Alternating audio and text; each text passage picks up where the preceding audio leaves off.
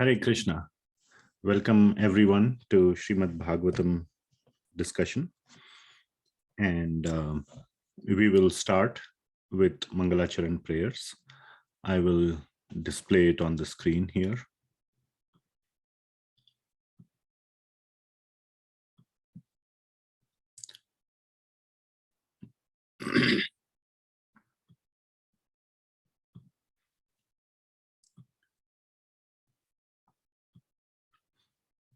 Okay, let's start.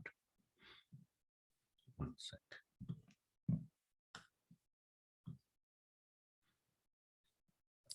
Om Ajnanatimirandhasya Jnananjanashalakaya Chakshurunmilitam Yena Tasmai Shri Gurave Namaha. Shri Chaitanya Manobhishtam Sthapitam Yena Bhutale Swayam Rupa Kadamahyam Dadati Swapadantikam Vandeham Shri Guru Shri Yutah Padakamalam Shri Gurun Vaishnavamscha Shri Rupam Sagrajatam Sahagana Raghunathanvitam Tam Sajivam Sadvaitam Savadhutam Parijana Sahitam Krishna Chaitanya Devam Shri Radha Krishna Padan Sahagana Lalita Shri Vishakhanvitamscha Nama Om Vishnu Padaya Krishna Pristhaya Bhutale Srimate Bhakti Vedanta Swami Niti Namini Namaste Saraswati Devi Gauravani Pracharine Nirvishesha Shunyavadi Paschatya Desha Tarini He Krishna Karuna Sindhu Deenbandho Jagatpate Gopesha Gopika Kanta Radha Kanta Namostute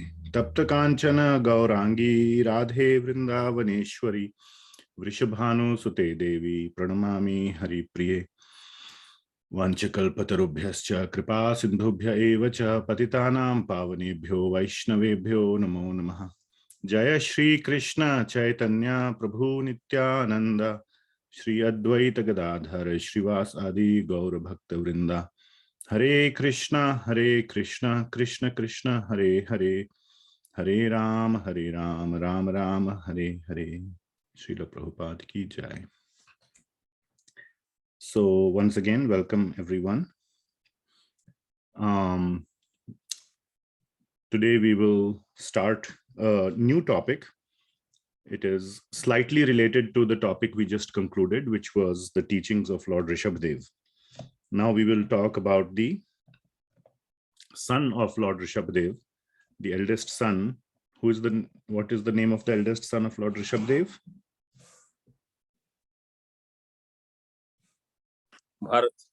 Bharata. Yes, Bharata Maharaj. Very nice. So this one will be more like a story form, but let's see. We will first, like previously we did, we will cover the story, and then we will go a little bit deeper into some of the learnings from the story, or the story as in not like a fictional story, but history of Bharata Maharaj. So this consists of from 7th chapter to the 14th chapter. So 8 chapters in the 5th canto are dedicated to the discussion of Mahārāja Bharata. So before we start, let us offer our invocation verses to Srimad Bhagavatam, which I will share on the screen here.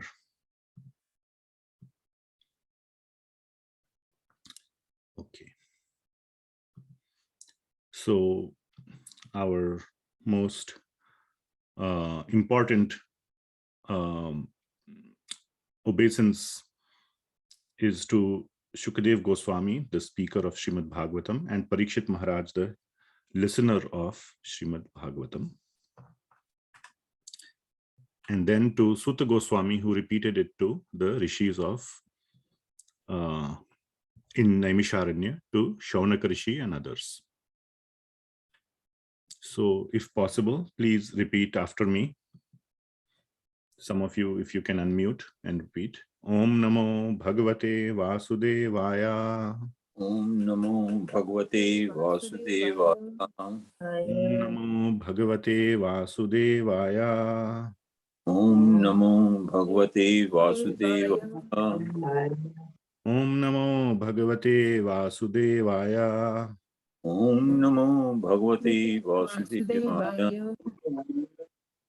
Narayanam Namaskrityam Namaskrityam Naram Chaiva Narottamam Naram Chaiva Narottamam Devim Saraswatim Vyasam Devim Saraswatim Vyasam Tato Jayam Udirayet Tatu Jayam Udirayit Nashtaprayeshu Abhadreshu Nashtaprayeshu Abhadreshu Nityam Bhagavata Sevaya Nityam Bhagavata Sevaya Bhagavati Uttamah Shloki Bhagavati Uttama Shloki Bhaktir Bhavati Naishtiki Bhaktir Bhavati Naishtiki Krishnaya Vasudevaya Krishnaya Vasudevaya Devaki Nandanaya Cha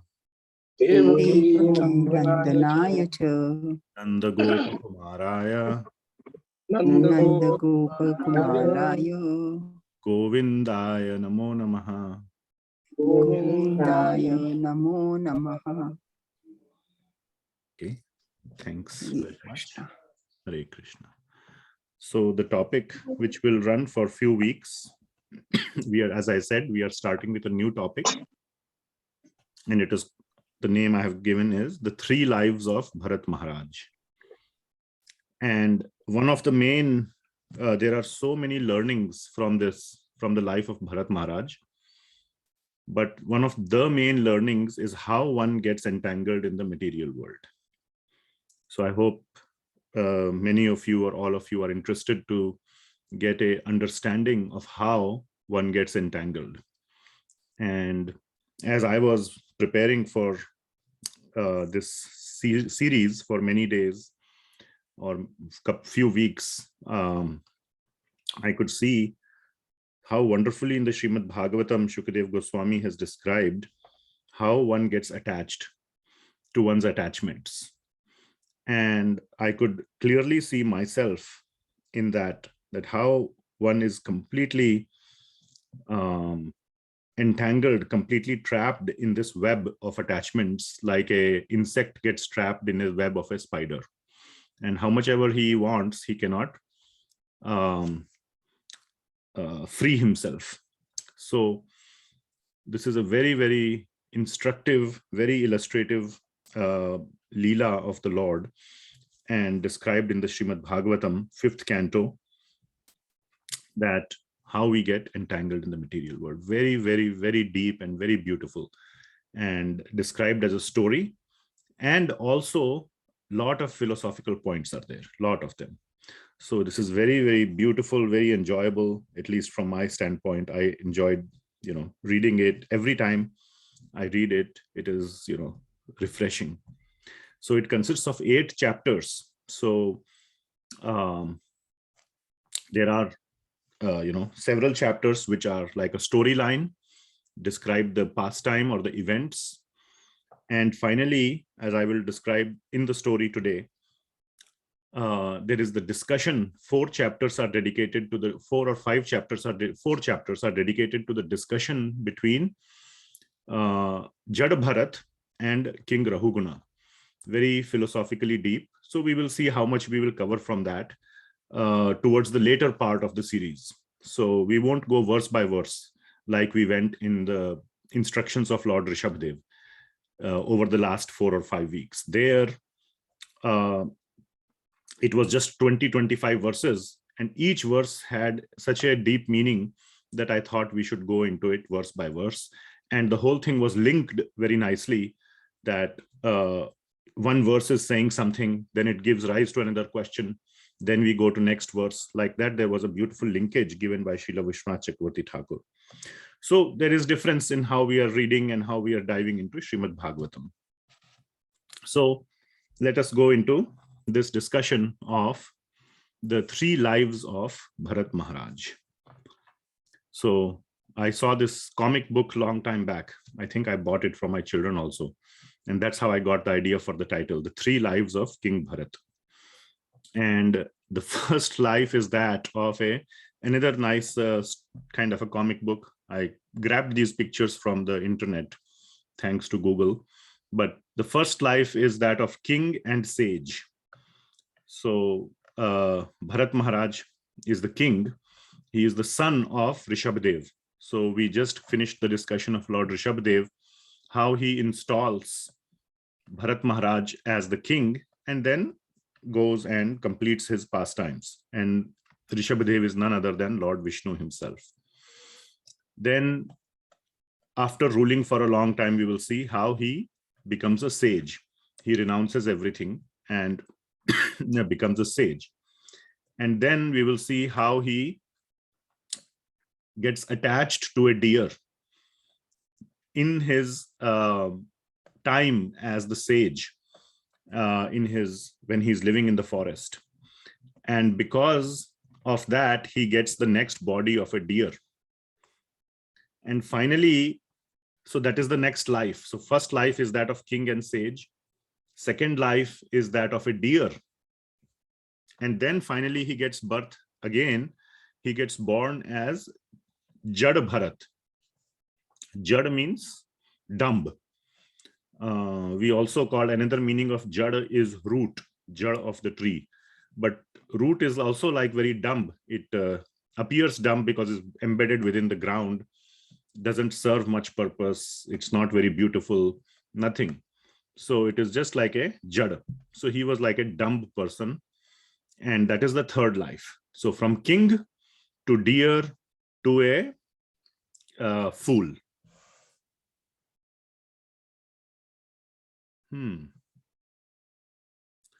I'm getting a message on my Zoom saying you have logged in from another device. So I don't know what is going on.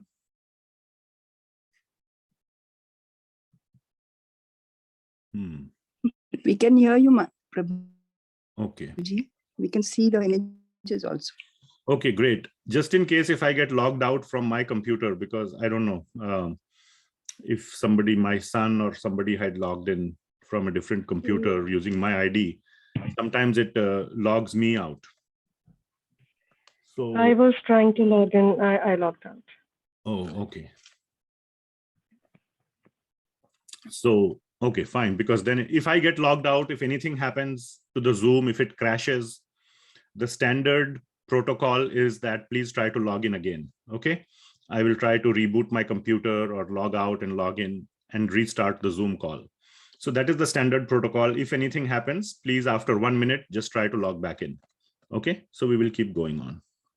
So those are the 3 lives of Bharata Maharaj.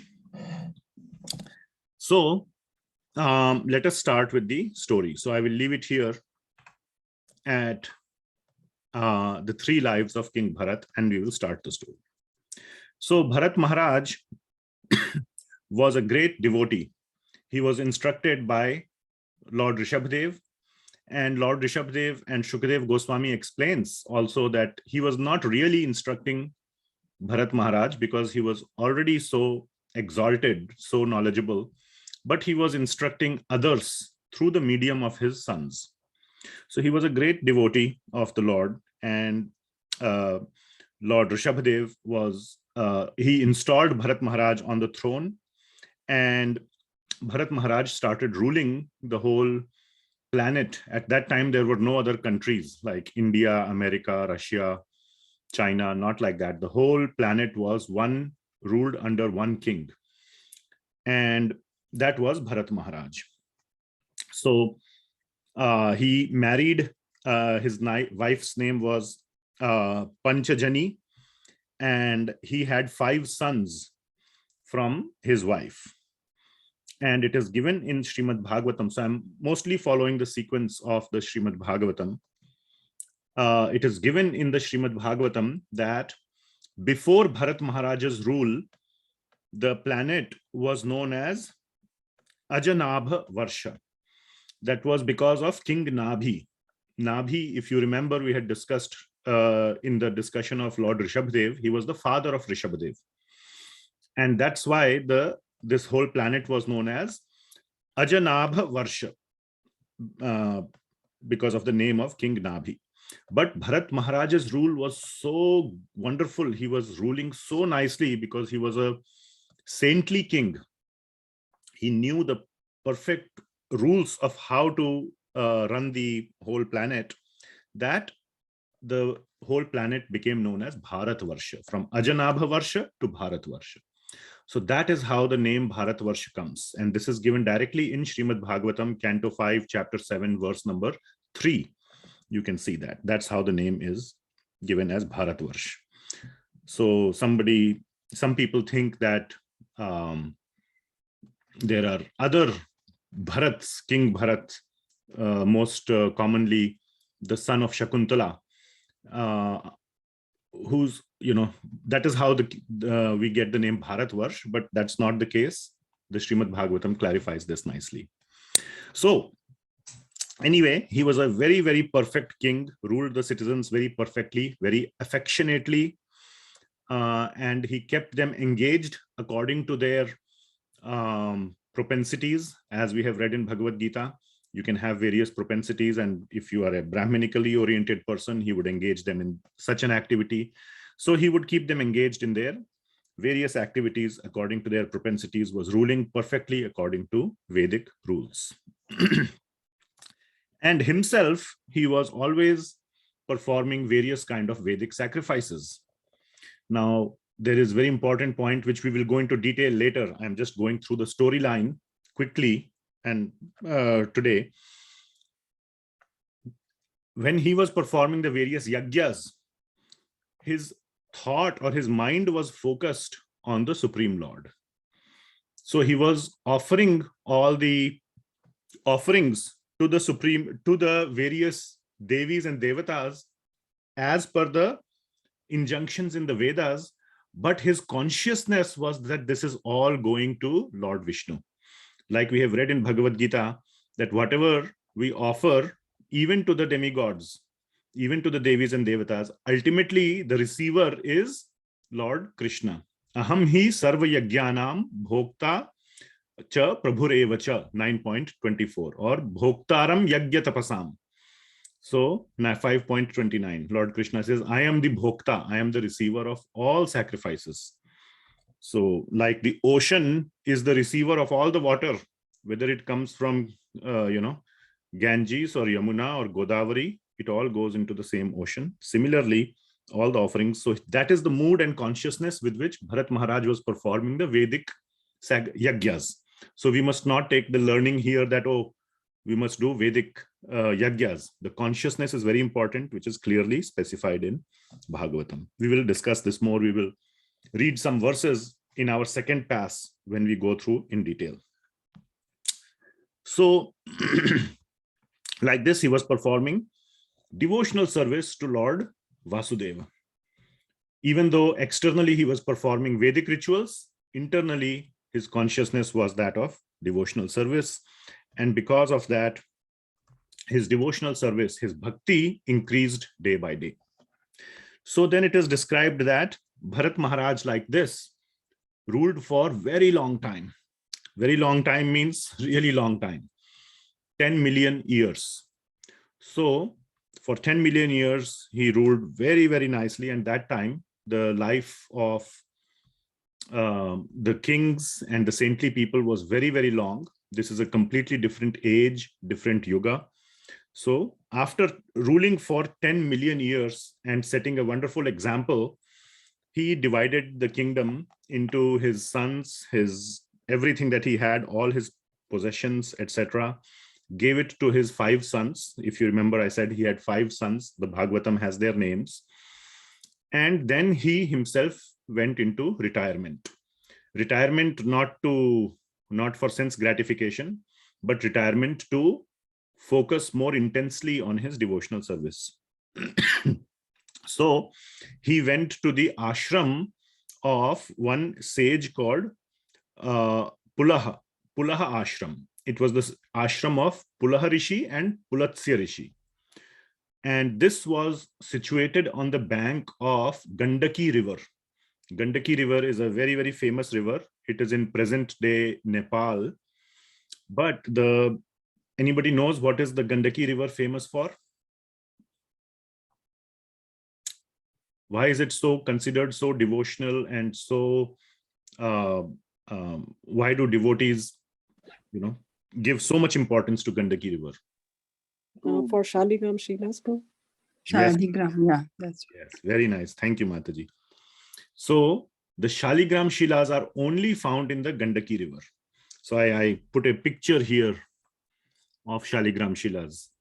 Just I got these from Google, nothing special, but these are Shilas or stones, so to say, but these are not stones. These are representative of Lord Shri Krishna.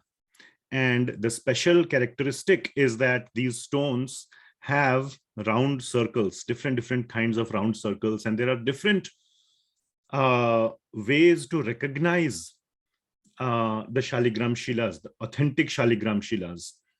So devotees who know how to recognize the Shaligram Shilas can recognize that. So anyway, he went, basically the point is that he went to this very, very pious place known as Pulha Ashrama on the bank of the Gandaki River, and where the Shaligram Shilas are found, and stayed there and started performing his devotional activities. So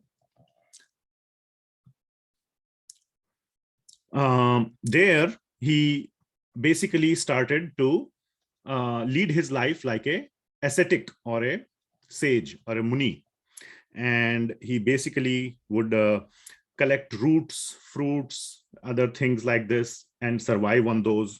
He would collect flowers, twigs, leaves, offer it to the Supreme Lord, and then offer the fruits and roots to the Supreme Lord and honor that as prasad. So like this, he was conducting his devotional activities. And his bhakti kept on increasing more and more and more. And he was always, so I have a picture of, another picture I grabbed from Google, like this. He was always busy in focusing on the lotus feet of Lord Shri Vishnu. And he was constantly chanting the mantras and the various hymns from Rig Veda. It is mentioned in the Bhagavatam. So like this, he was constantly engaged in devotional service. Then we transition into the next chapter. So this, what I described so far, is the content of 7th chapter of 5th canto. So now we go into the 8th chapter of 5th canto. So then what happens one day? So now some specific story is beginning. So one day, like this, as you see here in this picture, Bharata Maharaj was sitting on the bank of the river doing his meditation, his chanting of the mantras and so on. And at that time, who came on the river? Deer. And what kind of deer? It's a pregnant deer. Pregnant deer, yes. So a deer, female deer is called a doe. You might have heard that song, a doe, a deer, a female deer, or something like that. It's a very famous song in a movie called Sound of Music from the 1950s or 1960s. Anyway, so a doe, which is a female deer, and she was pregnant. And she came to the river to drink some water. And then there was a big roar of a lion nearby. So there must have been a lion or tiger, and the doe became very afraid. Obviously, all the animals which are food for the tiger or animal or lion become afraid on hearing the roar. And as a natural instinct, the doe did not understand what to do. So by its natural instinct, it leaped across the river, went on the other side of the river, made a big jump. And in this way, in the way it jumped, whatever must have been the muscles of the deer or whatever, of the doe, basically it gave birth to the baby deer while it was jumping, because of the reflex or the movement of muscles or what, gravity, etc. The baby deer fell into the river while it was jumping. And when it landed on the other side, the mother or the doe, it hit hard. She hit hard on the ground. She realized that, the baby deer has fallen. It had been separated from the other deers. It is now on the other side of the river. And it landed on the ground very hard and it died. So Bharat Maharaj also heard the roar of the lion. And so he looked here or there, and he looked what was happening. Everything was being watched by Bharat Maharaj. And he saw this baby deer falling into the river. And the baby deer started floating along with the water. And that sight of that helpless deer, so there's a picture I have, I think. Yeah. So the sight of that helpless deer gave rise to a lot of compassion in the heart of Bharat Maharaj. His heart was filled with compassion for that poor newborn deer who doesn't know anything and now doesn't have its mother. And probably there is a lion nearby which might eat it, or there are other dangerous animals that might eat the little deer, etc. So he felt great compassion and love for that deer. And he went and lifted him from the deer from the river and brought it with him to his ashram. So this is what happens. So I have another picture, I think. This is from some old book, black and white picture. So you can see here it is, the one deer is dead. So this is probably the mother. And you can see Bharat Maharaj. He was meditating, sitting on this skin of tiger skin with his, kamandal and all that. He left all that, went to the river to pick up the deer. And this is where we can see the journey of material attachments. So from the 8th verse of 8th chapter, Canto 5, chapter 8, verse 8, he very, very important verses are there. We will go through some of those later in our second iteration of this whole episode. Right now, I'm doing a quick overview. In these verses from about 8 to, I think, 14 or 15, something like that, is described the attachment, the journey of attachment, how it starts and where it leads you, where it takes you. So he became very affectionate to the deer. He felt like a protector. This deer is alone in this whole world. And the deer is alone and I am the protector. So that feeling, even though in a very nice and kind way, it's a very nice feeling, but there is still a feeling of aham, that I am the protector. If I will not protect this deer, nobody will be able to protect it. The deer will die. So that ahankar or that aham feeling, even though it's in a very compassionate way, I'm just separating out that deep down feeling of that I am the protector came into his heart. And he started caring for the deer very nicely. And as we will see later on when we go into some of the details, but he started caring for the deer very, very, very nicely. Now, I was born and brought up in India, and there was not such a deep concept of pets. But here in America, there is this concept of pets. And after coming here and living here for many years, I have seen how close the people treat their pets, how closely, almost like a family member, like a child, their own child. Many of them even call the pet as their own baby, or as a family member. If you ask how many people are in your family, they will count the pets in that. So that's not a bad thing. I'm not saying that as a bad thing, but I'm just saying that one can understand how much attachment can be there to a pet.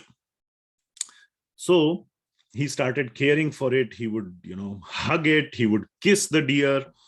And slowly, the problem was he started neglecting his sadhana. That is the problem.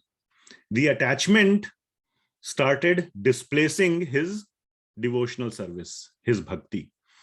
So he became negligent in his sadhana, and gradually, it is written directly in the Srimad Bhagavatam, he completely gave up his devotional service and full time started engaging or becoming attached to the deer. On the surface, he would still do his rituals, maybe the chanting of mantra or doing some other things, but his mind was always on the deer. Mentally, his mind was no longer focused on Lord Vasudeva or Lord Krishna. And it is given so beautifully in the Srimad Bhagavatam that how the compassion displaced his devotion. And this is the story of misplaced compassion. Thinking that this compassion towards other helpless people, very, very helpless, who are in need of help, that is more important than our sadhana, our bhakti. So giving up the bhakti and beginning to care for their temporary body is what was the problem. And that is so nicely described here. And this is actually a very big learning point. When we come back and discuss some of this, this will be one major learning point. That what about helping others versus doing our bhakti? If I have a choice, if you can do both, fine. But if if the helping of others comes at the cost of doing one's bhakti yoga, then that is not good. Because when you are helping somebody, you are just helping their temporary body. And particularly in this case, there was absolutely no way in which a deer can make spiritual progress. So by caring for the deer, he was not even helping the deer to make any spiritual progress. When you are caring for a human being, as part of the care, you can also help them to advance spiritually. That is devotional service. In Bhagavad Gita, Lord Krishna says, you must go ahead and share this message with everyone. But if you're only caring for their body, then it is not very useful. It's not an act of the highest compassion. The highest compassion is when you care for their spiritual progress, because that will last across lifetimes. Caring just for the body will only last for this life. After all, the deer has to die one day. Whether it gets eaten by a wolf or it dies a natural death, how does it matter? It has to die one day. If you care for it, it may not get eaten by a wolf. It may live a longer life, but ultimately it will die. So that point has been brought out very, very strongly here. And Bharata Maharaj kept thinking that this deer has taken my shelter. How can I abandon it? It has put its faith in me. So all his thoughts were revolving around me, that I am the protector. It has given me its faith. How can I abandon it, or how can I let it down? That is the problem. How one can let down a deer? How can I neglect him? And he had those feelings because he had once been a king, and a king has to care for the citizens. So that propensity was somewhere there to care for somebody who has taken a shelter, and now this deer is like a citizen of this king. So he realized, it is written in Bhagavatam, that his devotional service is getting affected, but he let that happen. He let it continue so that he could care for the deer. So Sukadeva Goswami says to Parikshit Maharaj, then one should never neglect one's sadhana for social welfare. Social welfare is very good, but not at the cost of one's bhakti yoga, one's sadhana. So Bharata Maharaj developed intense attachment. And here it is described, intense attachment means he would walk with the deer. Wherever he would go, he would take the deer. When he would sleep, he would make the deer sleep right next to him. When he would eat, he would make the deer eat with him. They would eat together. Almost he was treating the deer like his own child. And you must remember, by the way, please remember, some of you may be thinking, what's wrong in this? This is good thing. He himself had 5 children. He had a wife.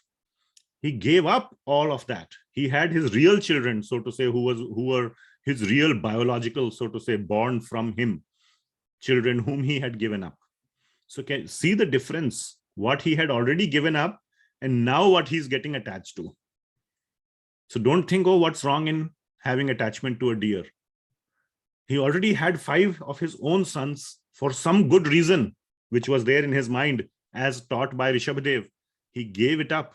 That whole family attachment, bodily attachment he had given up. And the same thing now he is falling into. And then very nicely Bhagavatam describes how attachment leads to fear. What does attachment lead to? Fear. Fear of what?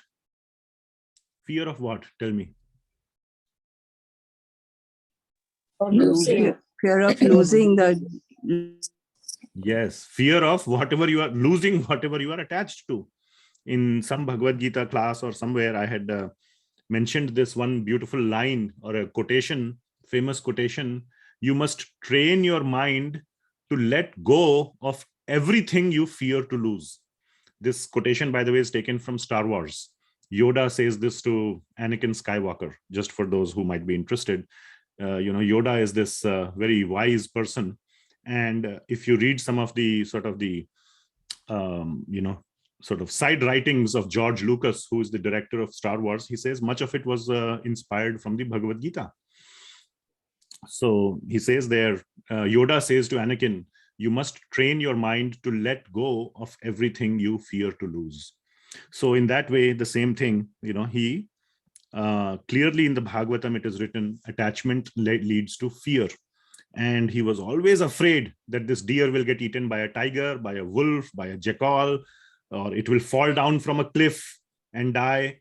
All that like that, he was feared. So every time he would, that leads to the overprotection. So attachment leads to fear, leads to overprotection. Oh, I have to protect it. If I don't protect it, then something will happen. And we can see this with our children. I am overprotective of my children. Every time my children are in college, but I keep tracking them.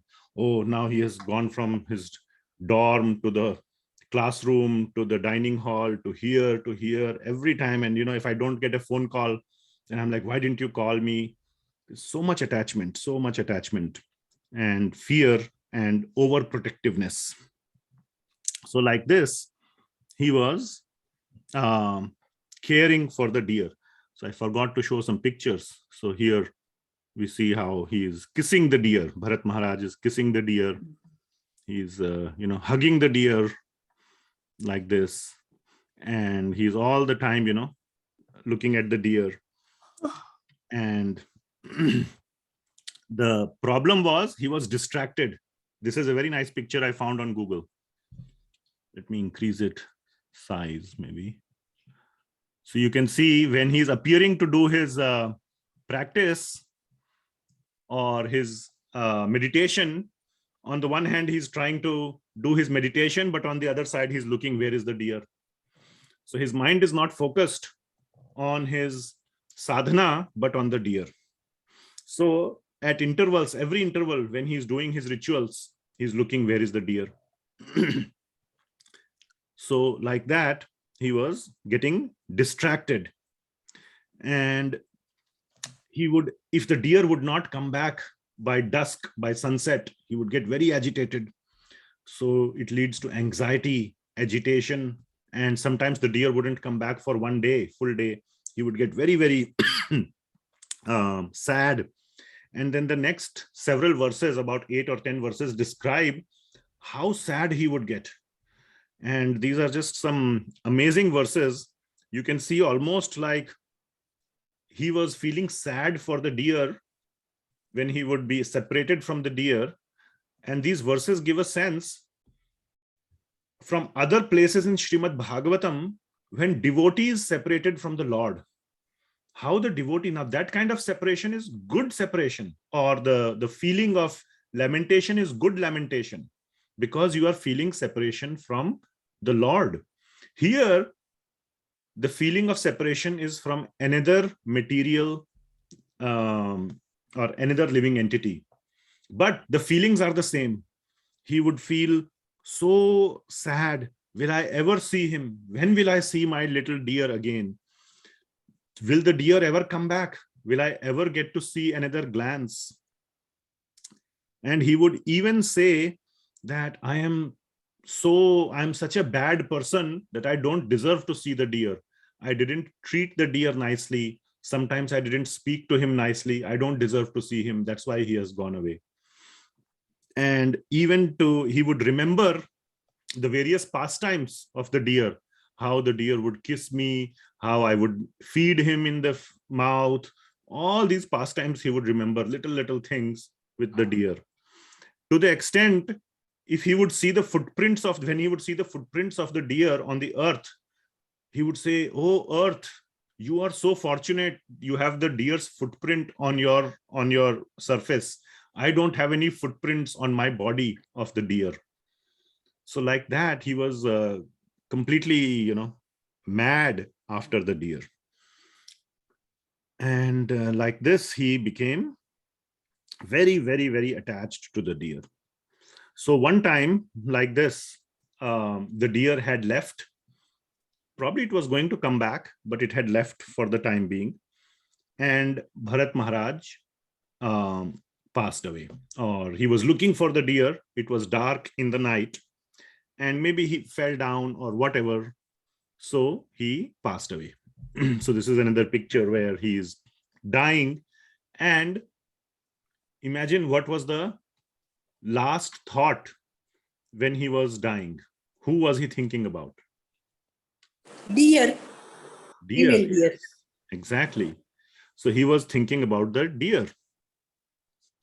And the deer actually came to it. It is written in the Bhagavatam, the deer came back.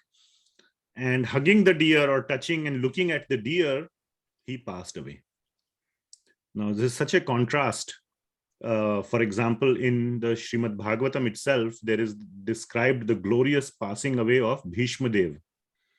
He was waiting to pass away so that he could see Lord Krishna in front of him. And looking at Lord Krishna, he passed away. That is the difference between that kind of passing away and this kind of passing away. He was looking at the deer, Bharata Maharaj, and he passed away. And therefore, the next life that he got was that of a deer. Yam yam vapi smaran bhavam tyajyatyante kalevaram tam tam evaiti kaunteya sada tad bhava bhavitaha. Whatever you think at the time of death, that nature you will attain, O son of Kunti. So he became a deer in his next life. But so here is a picture, another picture just of a deer. There was one big advantage that he had. The advantage in his body of a deer was that, anybody knows what was the advantage? He was not an ordinary deer, little special deer. He was remembering his past, even in the body of the deer. Exactly. He remembered his past life. Thank you. Yes, very nice. He remembered his past life. So he was a special deer. Typically, deers, may not remember. Even human beings don't remember their past life. But this deer remembered his past life. And not only he remembered his past life, he also knew why he became a deer. Because he remembered that how he died, how he was a king. He gave up all his attachments to his family, to kingdom, became a ascetic, but somehow or the other got attached to the deer and became a deer in his next life. And in that body of the deer, he was constantly repenting. Now he was feeling sorry. A little late, but better late than never. So in this body of deer, he was feeling sorry for what all he did in his last foolish things, how he was completely on the path of last lap. He was running the race, or whatever you can say, not a race, but going along the journey so nicely. Just at the final last mile, he got stumbled, and he was so repentant of this thing. And he remembered his past. So there's another picture here which I found, where we see the deer remembering how in the previous life he was Bharata Maharaj. And he then thinks, what a fool I was. I was able to give up my real wife, real children, real kingdom. After giving up all those much bigger things, bigger attachments, I got attached to this little deer, thinking that I am the protector. I forgot that the Supreme Lord is everybody's protector. There are millions of deers on the planet. How are they living? It's not like this is the only deer who is living. And I got into this misconception that I am the protector, I am the friend, I am the companion, I am the father. Without me, this deer will be completely lost. And like that, he became illusioned, and he was lamenting that. And he lost his self-control, and all his self-realization that he had, he lost. So then he began to gather all that self-realization, everything back in the life of the deer. And he was basically waiting to give up the body of the deer, just passing his life. And in that life of a deer, he left his mother, just like as Bharata Maharaj had left his wife, children, he left his mother. And he went to the same ashram of Pulatsya and Pulaha Muni, Pulaha ashram, on the bank of the Gandaki river. He went back there. He did not identify himself to the people there, but he went back to that ashram and started doing austerities. Austerity means, for a deer, what is an austerity? A deer likes to eat green grass, isn't it? But it used to do the austerity of eating only dry grass, dry leaves. And so like that, he was beginning, he restarted his practice of detachment in the body of the deer. And like that, and he always knew that even though I'm in the body of a deer and I cannot do all the activities of bhakti, but he would always feel the companionship of Paramatma in his heart.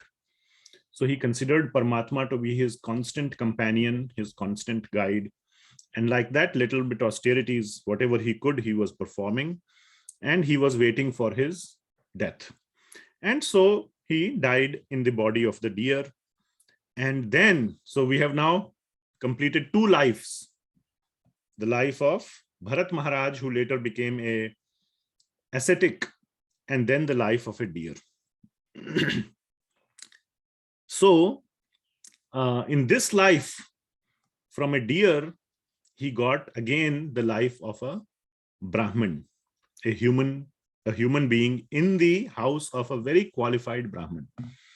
Just like in Bhagavad Gita, it is said that based on your past spiritual practice, you get a life from where you can start your spiritual practice exactly where you left it off. 6th chapter of Bhagavad Gita, verse number 40 onwards to 40 to 45. You can read this, and we have covered this in detail in our Bhagavad Gita classes. So he was born in a very, very pure and very pious, very devotional Brahmin family.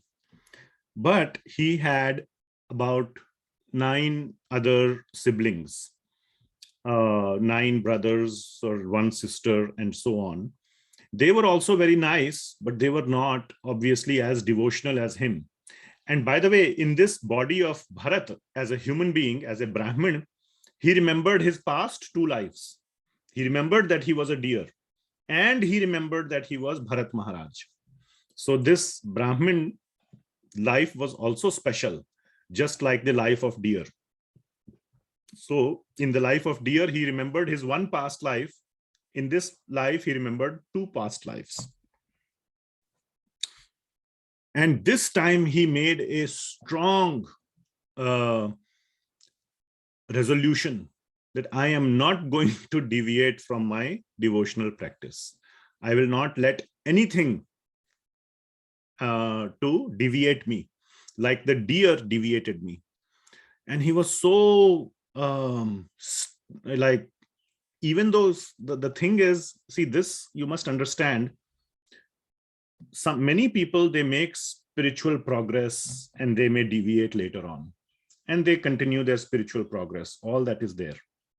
But this particular narration of Bharata Maharaj is being done by Sukadeva Goswami for a particular reason. Why he picked this example of Bharata Maharaj?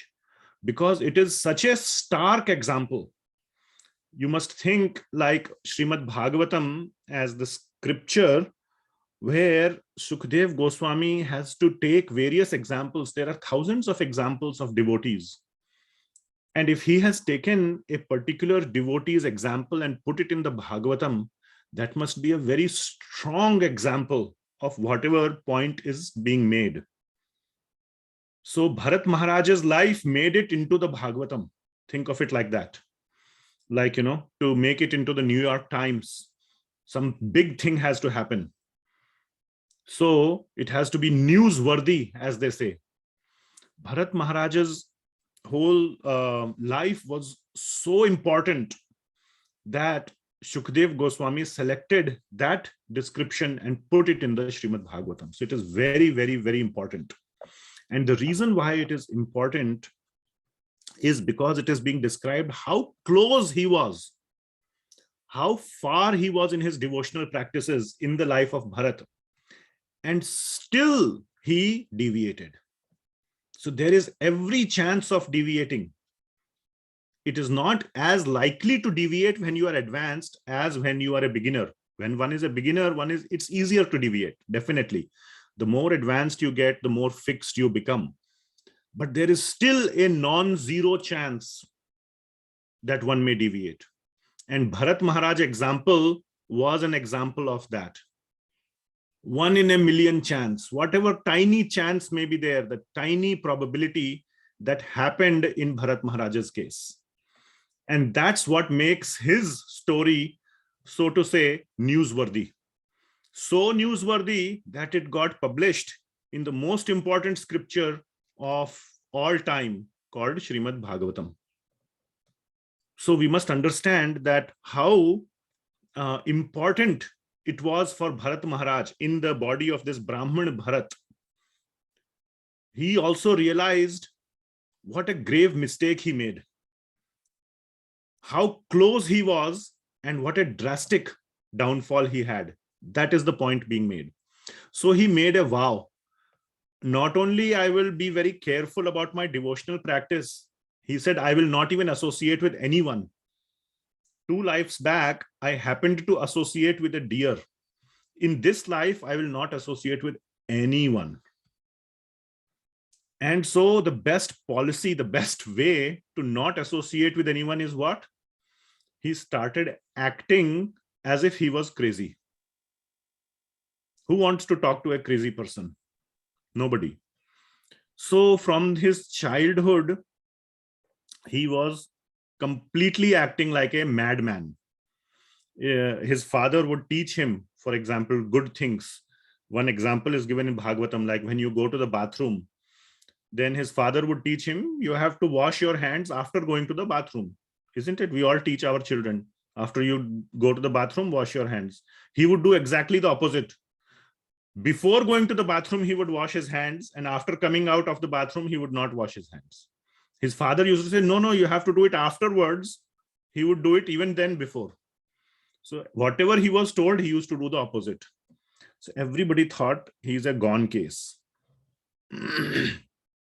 In this way, he saved himself from bad association. Very important. Now, we shouldn't have to go to that extent. We don't have to be so extreme. But you can realize in the case of Bharata Maharaj why he was so extreme, because he had such a big downfall. He was so close and yet he fell down. And like this, and yet it is written in the Bhagavatam, he was not just behaving like a madman. Internally, his thoughts were always fixed on Lord Vishnu. Internally, he was constantly thinking of Lord Vishnu and his lotus feet and was doing internal kirtan in his mind. Externally, he wanted to shut himself off for any kind of attachments, any kind of association. So, like this, he continued to live his life. His father tried a lot to teach him, to give him good education. He didn't pick up anything. He continued to behave just like a madman. And then like this, one day, his father died out of old age, whatever. Both his parents died. And they left this. So by the way, because of his externally being a kind of a foolish or a mad person, everybody would call him Jada Bharata. Jada Bharata means his name was Bharata. The father gave the name as Bharata, but everybody would call him Jada Bharata. Jada Bharata means foolish Bharat or dumb Bharat. I think I have a picture of him here. Yeah, he would not even wear clothes and go into the market. So this is a picture of Jada Bharata. And nobody would like him. Everybody would just shoo him away. Nobody wanted to associate with him. That is exactly what he wanted. So after the death of his parents, he was in the care of his other family members, his brother. Basically, he had several brothers, elder brothers, but they did not treat him properly. They all thought he's crazy, and he would easily tolerate everything, and like that, he would just live his life, and they would treat him very badly.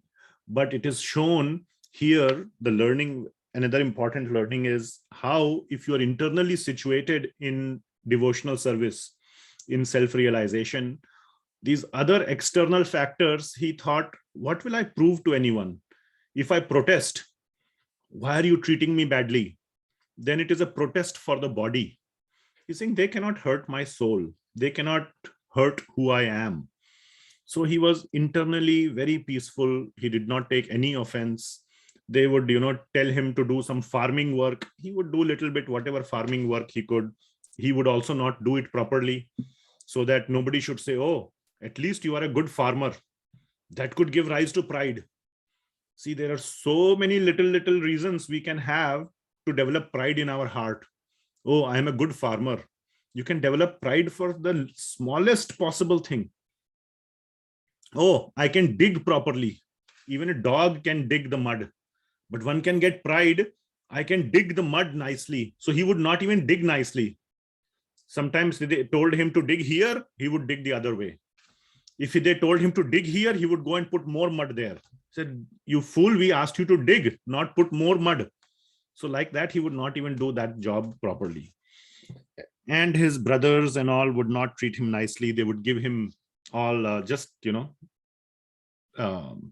the rice which was burnt, which gets stuck on the vessel. They would scratch that rice and give it to him, the burnt rice, or all wasted things. They wouldn't treat him properly, but he had no problem. He was very happy. That's exactly what he wanted. Nobody should build attachment with him. He shouldn't build attachment with anyone. So like this, he was living his life. So then another incident happened. This is another big learning that we get from this episode of Bharata Maharaj. So one time, his brothers just sat him in the field. Okay, you just watch the field. You just sit here, don't do anything. If you sit here, then other animals will not come and eat the crop. Some goats or, deer or this or that will not come near the farm and eat the crop. So just sit there. So his job was to just simply sit there. Such a dumb job. That's all he was good for. So he was sitting there. Now nearby, what was happening?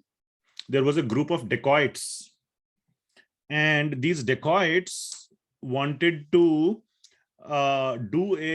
sacrifice a human being to Mother Kali.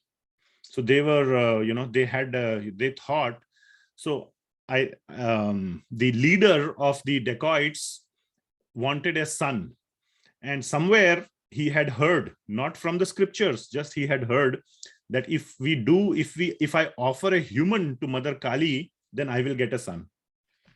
So they were looking for a human to kill and offer as a sacrifice, human sacrifice to goddess Kali.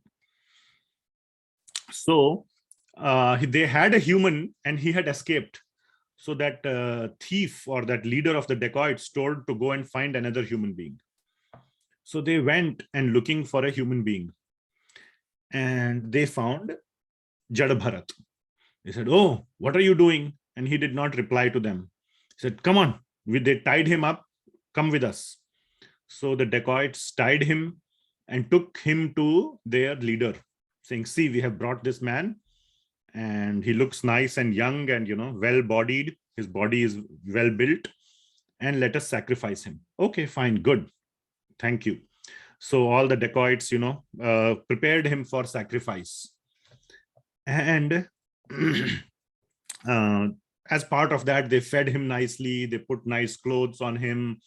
They cleaned him up, whatever. They readied him for sacrifice. And he could see that he's being sacrificed. He realized that he was not a fool. So, but he was not agitated.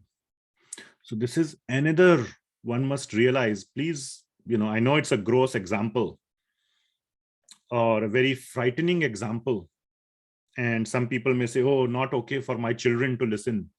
Bhagavatam is fully okay for all children to listen. So he was not disturbed even in this situation. That is the important point to note. How strongly, the point is, a couple of points are being brought out in this particular episode of Mother Kali.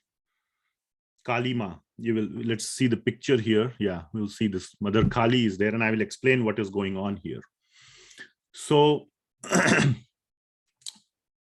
first point is that Jada Bharata had complete self-realization. He was completely disassociated from the feeling of me versus my body. He knew the difference. What can these dacoits do? They can only kill the body. They cannot kill the soul. He was completely situated in that thought, and he was not afraid. He did not protest. He did not try to run away. Nothing. That is one point to be noted here.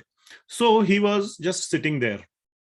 And then as that chief, whoever, he lifted his sword and he was about to cut the neck, about to kill Jada Bharata. What happened then? Mother Kali never wants a devotee or any human to be sacrificed. All this is made up. Especially in the case seeing that this devotee of the Lord is being sacrificed or is about to be killed, Mother Kali came out of the deity. The whole deity exploded, and real Mother Kali came out from it. And she jumped out and grabbed the sword from the hand of the dacoit and cut the head of the dacoit. And then she killed all the other dacoits. Mother Kali killed everyone. So that is what is being shown in this picture. If you see here there is, you can see the deity of Mother Kali, but it has been split in half. So you can see like a split deity. Are you able to see on the screen here? Is it clear enough? Okay. And you see Jada Bharata sitting here at the feet of the deity. He was about to be sacrificed. And Mother Kali, this is the real Mother Kali, and she is killing all the dacoits. She has already killed some of these dacoits and she is killing the rest. So the Devis and Devatas can never tolerate. The other learning is that they can never tolerate an offense to a devotee of Lord Krishna or Lord Vishnu. Never. So she got so angry at these offenders who were trying to worship her in the wrong way. avidhi purvakam. This is one of the words in Bhagavad Gita, 9.21, I think, or 23, 9.23. Avidhi purvakam. That they were worshipping or trying to worship Mother Kali in the wrong way. And Mother Kali got so angry that she finished all these dacoits. So there's another picture here. Here, you see, I'll make it bigger. So you can see here, Jada Bharata is sitting here and Mother Kali is killing all these dacoits. So I just found these pictures on the Google, on internet. So, Jada Bharata paid his obeisances to Mother Kali, and Mother Kali then disappeared. She blessed Jada Bharata and she disappeared. So that is the end of the 9th chapter of 5th canto. So we have covered 3 chapters, 7, 8, 9. Now comes the final 4 or 5 chapters. And the first chapter is mostly story, and then there is very deep philosophy in the remaining chapters. So these chapters are about the interaction between Jada Bharata and King Rahuguna. So here there is a picture. So what happens here? So I'll show probably this picture now. Yeah, maybe this picture is good enough. So what happens once? King Rahuguna, he was the ruler at that time, because as you know, he was the ruler at that time and place, and he was going somewhere. He was actually going to the ashrama of Kapila Muni to get spiritual instructions. He was a good king, but he was, he had some understanding of Vedic knowledge, etc. But he was not a self-realized person for sure. He had he was in the mode of passion. He had that propensity to become angry and agitated and me and mine. He had that pride, ahankar, and so on and so forth. So at that time, the kings used to be carried in a palanquin, and other people would carry the palanquin on their shoulder. So one time what happened, as the king was going, one of their palanquin carriers became sick, and he could no longer carry the palanquin. So now suddenly they have to find a replacement, and the king was getting late to go to the ashram of Kapila Muni. So he ordered the other 3 people, go find a person somewhere, because you need 4 people to carry, otherwise you cannot take the palanquin. So these 3 people, they went around and they saw Jada Bharata. So Jada Bharata is always like, kind of, he has a good body. Bodily wise, he's, well built. So they caught him and they brought him to the king and said, okay, he will carry. King said, okay, fine, looks good. He's a healthy person. He can carry. So they engaged him in the carrying of the palanquin. Jada Bharata also said, fine, no problem, I will carry. He would do whatever. So he started carrying the palanquin. But then what happened is that there were ants on the ground as he was walking. There are always ants, it's not like American roads, nice, neat and clean and all that. So this was going in the, through the farms and through the forest or whatever. And there were ants, and he was very careful to not step on the ants. So he was going a little bit in a wavy manner. And the other 3 were not caring about the ants. So they wanted to go straight. So the palanquin was going like this, because one person, he was going like this, other 3 are going straight. So obviously you can imagine the palanquin was shaking. And these 3 people were getting afraid that the king will realize that the palanquin is shaking and they will think we are doing something wrong. So the king for sure realized what is happening to the palanquin. So he asked the three people, they said, we are trying to go straight. This person is not walking straight. So the king first talks to Jada Bharata in a very, very sarcastic way. He says, I know you are walking very nicely, but the palanquin is shaking. So maybe your other three friends are the one who are not carrying properly. You are definitely carrying it nicely, I can see. So can you tell your other three people to carry nicely? Like that, he was being sarcastic. And he said that, so Jada Bharata didn't say anything. He realized that, yes, this king is full of pride and he's speaking like this. So he kept carrying. But the other three people also told him, hey, carry nicely. Still, he was looking for the ants and making sure the ants don't get killed. So we can see here how the devotees are still compassionate. There's a difference here between the compassion that Bharata Maharaj showed for the deer versus this compassion for the ants. He didn't pick up the ants. He didn't pick up the ants and started treating them like pets and, made them, like his friend, like he did with the deer. So there is a difference in the compassion that we have to show, and we have to leave the living entities in their situation in that particular instance. So he was being compassionate to the ants, but internally he was completely situated in thoughts of the Lord. So whatever the king said didn't affect him.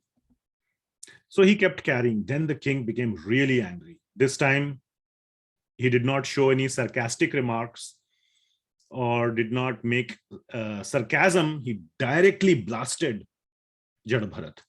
He called him very, very bad things. He said, I am the king. You are the servant. You know what can happen if I, on my order, you can be killed. You can be completely finished if you don't serve me properly. Your duty is to serve me, and you are not doing it properly. Who do you think you are? You can continue to do whatever you want. You cannot do what you want. You are not an independent soul. Like this, he was blasting completely Jada Bharata. And Jada Bharata was not saying anything. He was just standing quiet. And this was agitating the king even more. First, he tried to agitate him by saying sarcastic things. Now he said directly very bad things.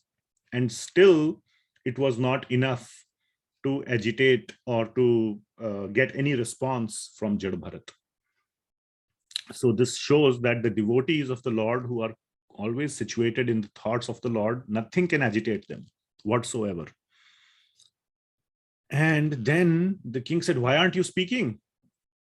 And then Jada Bharata thought that, let me tell the king what really I am thinking. So this is the first time in the whole life of Jada Bharata when he speaks sensibly for the benefit of somebody. And in this case, it happens to be the king. So Jada Bharata then starts telling him that you are saying you are the master and I am the servant. Maybe, yes, that is fine. You are the king and I am the servant. But that is only limited to this life. In the next life, I may be the king, you may be the servant. Then what? So like this, he refutes, or he makes the king see that these are all, whatever the king was saying was at a bodily level. And then he said, you said, I am a fool. My body may appear like a fool, but the soul is not a fool. You also have a soul. I also have a soul. The soul is fully knowledgeable. It is Sat Chit Ananda. It is full of knowledge. Your soul is also full of knowledge. Who are you calling a fool? You are just calling the body a fool. So, and if you think I have offended you, I have not offended your soul. Your body feels offended, but nobody can offend the soul. So this whole thing, and you can punish my body, You may kill me, but you can only kill my body. You cannot kill my soul. So like this, when he started speaking, then King Rahuguna realized his mistake. Not his mistake. I mean, he obviously realized his mistake. He also realized he got jolted out of his anger. And he immediately fell at the feet of Jada Bharata. So here there are some more pictures. You can see how he is causing the palanquin to shake. This is another picture. Here we see another picture. And then the king falls at the feet of Jada Bharata, saying, "Who are you? You are speaking like a great sage, very, very knowledgeable person. You cannot be a fool. You look like a fool externally. How can a fool say all these wise things?" So obviously the king had the knowledge, but he wasn't able to apply the knowledge at the right time. He only had theoretical knowledge, at least enough to identify that the other person is also wise, because he's saying the same thing. But he himself was not applying that knowledge when it was the time to apply it. That is also another problem with many of us. If somebody else speaks knowledgeable things, you are very knowledgeable. But the purpose of knowledge is not just to feel good. Many people feel good by knowledge. Oh, what is the answer to this question? What is the answer to that question? It's all about knowledge gathering. Who was the father of so-and-so avatar of the Lord? If he had 20 sons, what are their names? Or why did this deep thing happen at that time? So much information, even though in the scriptural domain, but just many people are just interested in gathering information. What about applying that information when the time comes? That is very hard. Little bit trigger, little bit provocation, then they would blow up. Even though they may have this huge body of theoretical shastric knowledge. So it is good to go deep into Shastra, no problem. Definitely one should do. But one should also have this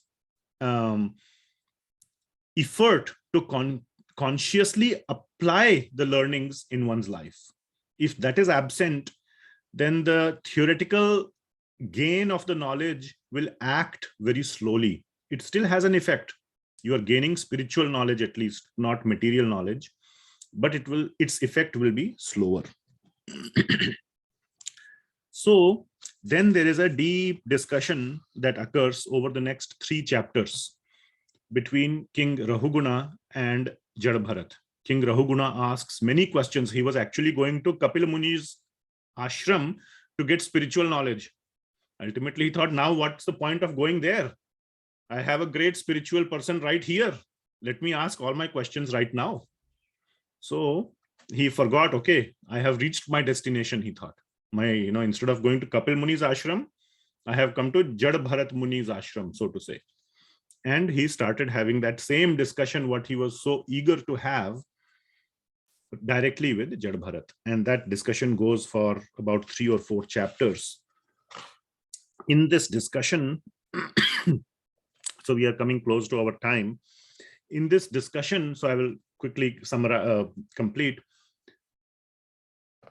Jada Bharata even reveals to King Rahuguna that he is Bharata Maharaj. Now this is called Bharata varsha.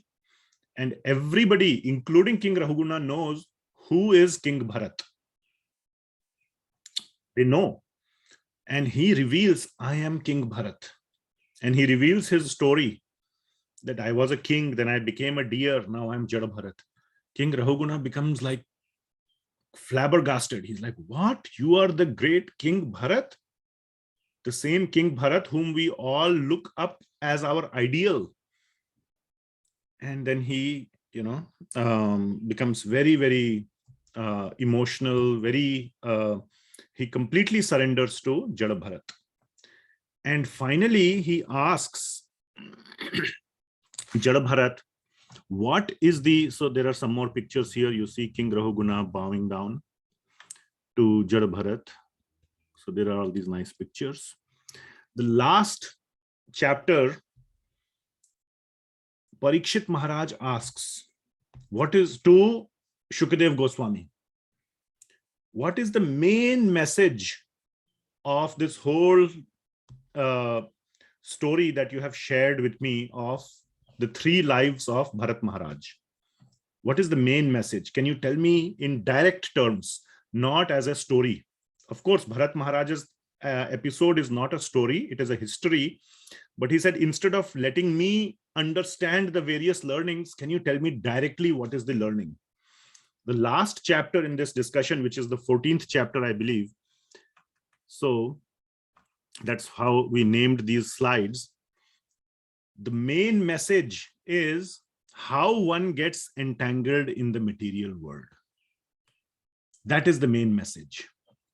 And Sukadeva Goswami then describes to Parikshit Maharaj through this understanding that how this material world is like a forest, like a web, and the soul is wandering in this forest and it is lost.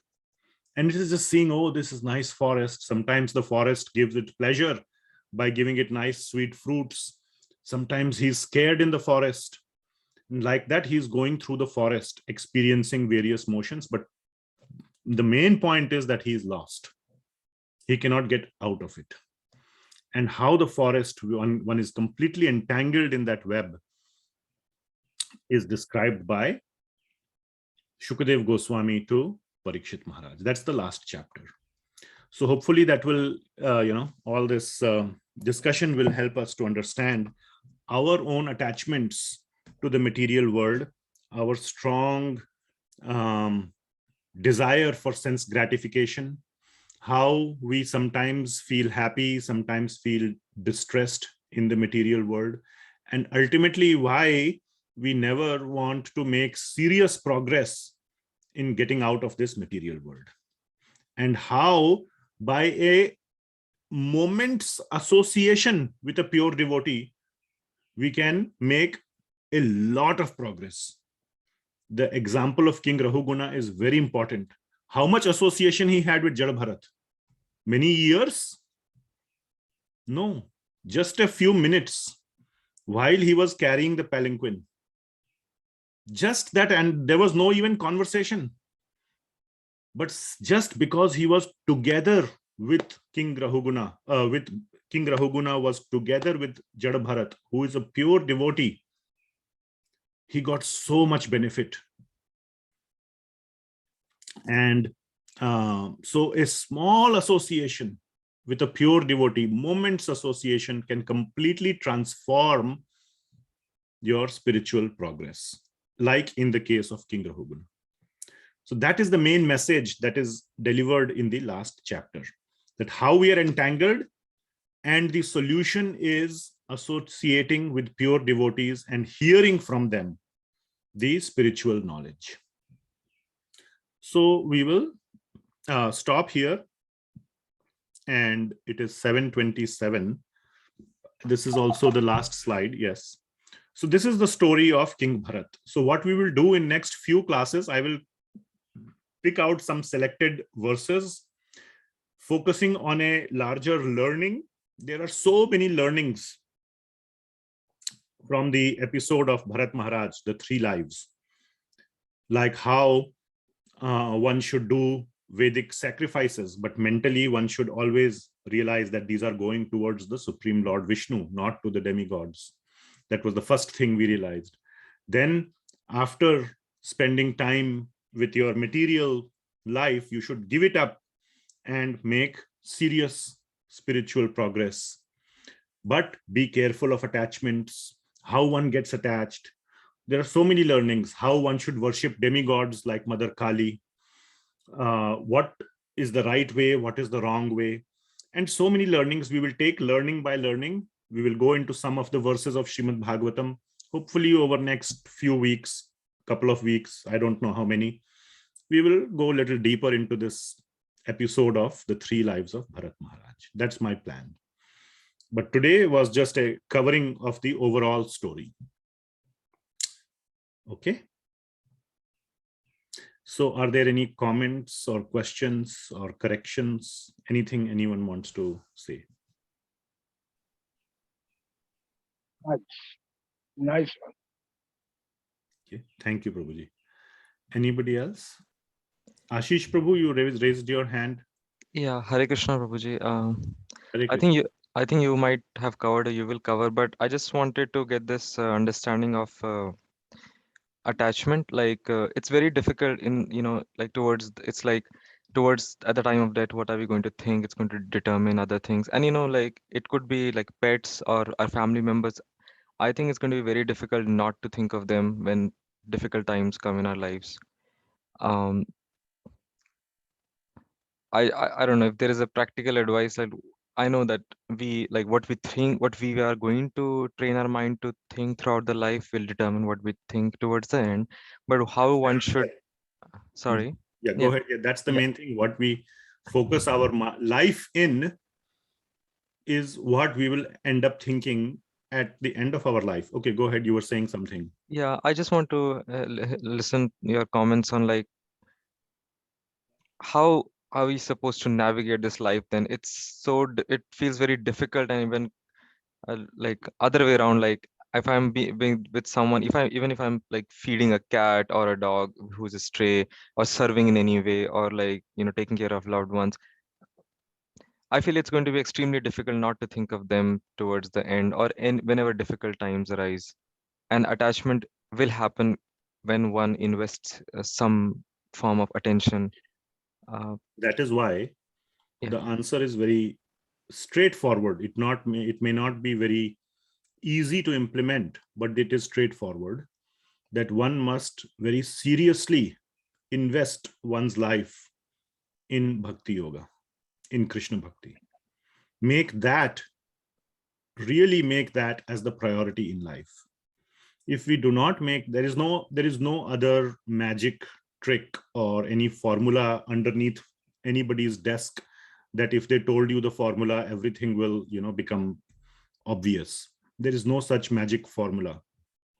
The answer is to very seriously, extremely seriously make Krishna Bhakti a priority in our life. Everything should be around that is my main goal. Yes, I have to do a job, I have to earn money, I have to do this. It's all ultimately to support my Krishna Bhakti. There is no other answer.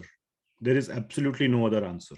In a nutshell, now there can be a lot of practical tips, lot of discussions, lot of advice. In specific cases, one can do X, Y, Z. But the fundamental problem is we are trying to ask how to come first in the class, so to say, get an A grade. But we are neglecting the main answer, which is to study hard. We are trying to find out, can I get the question paper? Then I will just memorize those answers and then come first. Trying to look for any kind of, as if, there is some kind of shortcut. There is absolutely no shortcut in this case. So, if you want to get an A grade, study hard. Okay. You want to remember Krishna at the end of the life, we all, myself included, need to really become serious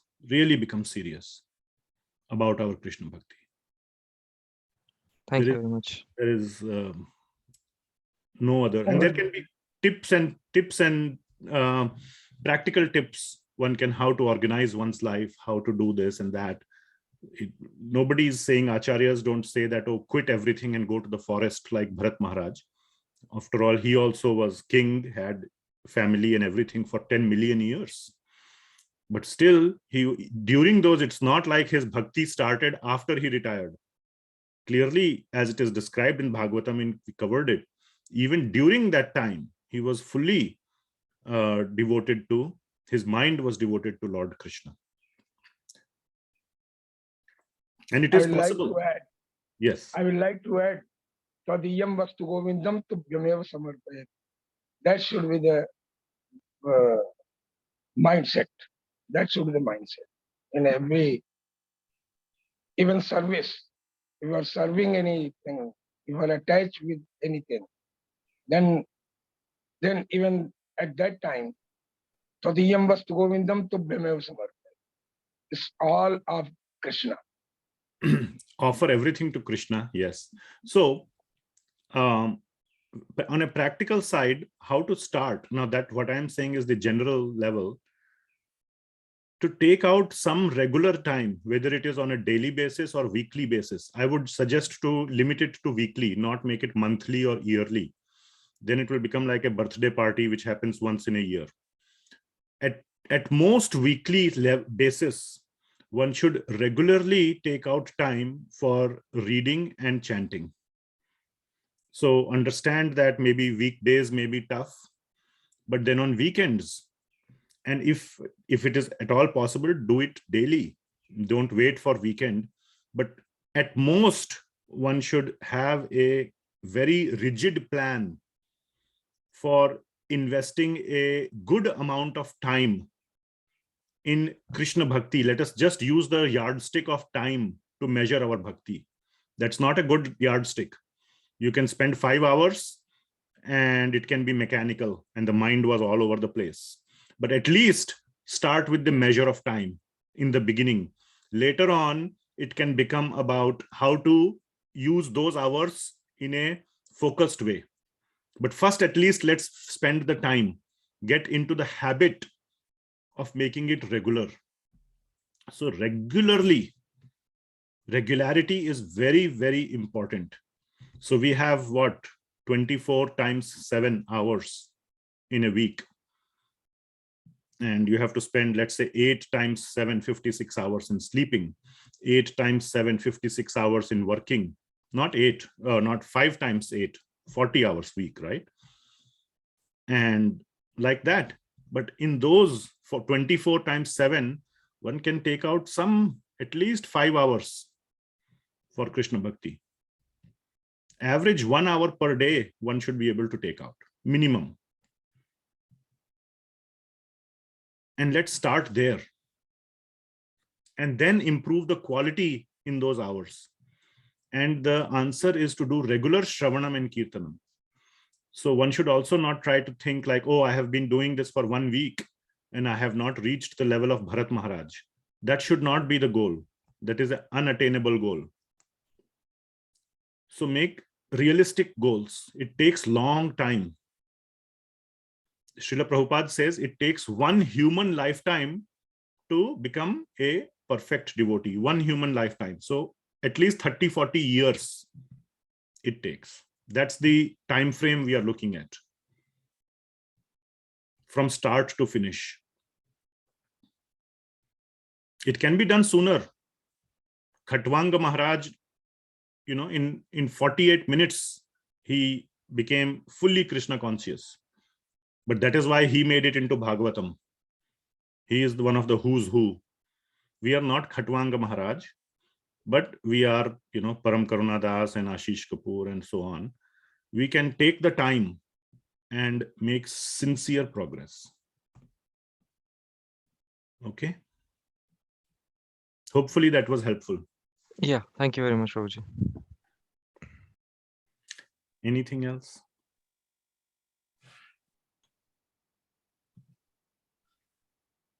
Thank you, Prabhuji. Okay, if nothing else, then we will stop here. Next week, we will continue with the same topic, but we will go deeper into some of the learnings. Please, remember, read from Bhagavatam. That would be, I can give homework. Read these 7 chapters, 5.7 to 5.14, 8 chapters. How much ever you can, at least the first 3-4 chapters, read them, including the purports. And we will, go into specific learnings and go through some verses. So you'll be better prepared and you'll be able to appreciate and participate better.